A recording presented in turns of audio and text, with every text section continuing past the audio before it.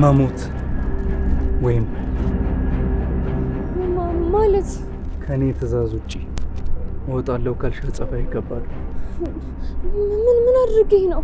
እስካሁን ምንም ከባድ ነገር አላደረግሽም፣ ግን ከዚህ በኋላ እያንዳንዱ እርምጃሽ በእኔ ትእዛዝ ውስጥ። ማስጠንቀቂያ አንድ፣ ትምህርት ቤት ውስጥ እኛ ቤት ስለመኖርሽ አንድ ሰው ቢያውቅ። እሺ። ሁለተኛ፣ ትምህርት ቤት ውስጥም ሆነ የትኛውም ቦታ እኔን ቀና ብሎ ማየት አይደለም ቃል ጠርቶ ማናገር። እሺ። ለጊዜው እነዚህን ትእዛዞች ጠብቂ፣ በጣም ተጠንቀቂ።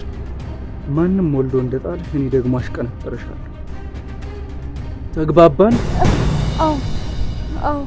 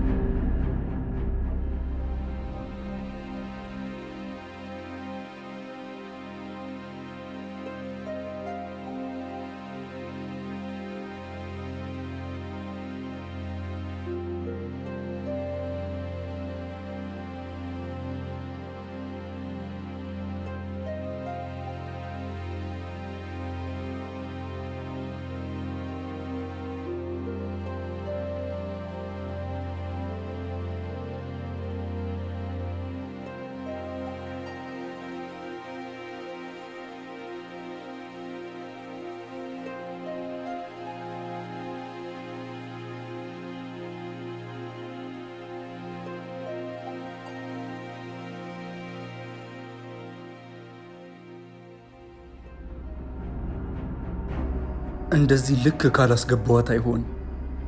የማንም ድሃማ መጠረቃቀም ያልሆነ ጭራሽ ደግሞ በተከበርኩበት ትምህርት ቤት ልዋረድ እንዴ? ያለኝ አማራጭ አንድና አንድ፣ እሱም እቺ ነጫጭባ በመሬት ከቤት እንድትወጣ ማድረግ። ቤታችን እኮ እንደዚህ አስጠልቶኝ አያውቅም። እቺ ድሃ ልኳን አስገብቼ ከዚህ ከቤት እንዴት እንደማስወጣ ታውቃለሁ። አረ ረፈደ።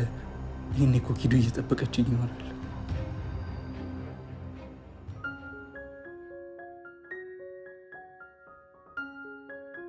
አምላኬ ሆይ ከዛ ሁሉ ስቃይ አወጣኸኝ፣ አረፍኩኝ፣ ህይወቴ ተስተካከለ ስል ድጋሚ እንደዚህ አይነት ስቃይ ውስጥ።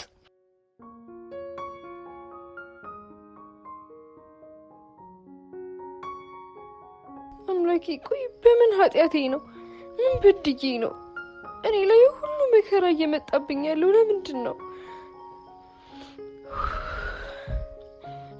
አንተ ስራ አልገባም። በቃ የፈቀድከው ይሁን። ብቻ የምችልበት አቅም ስጠኝ፣ አበርታኝ።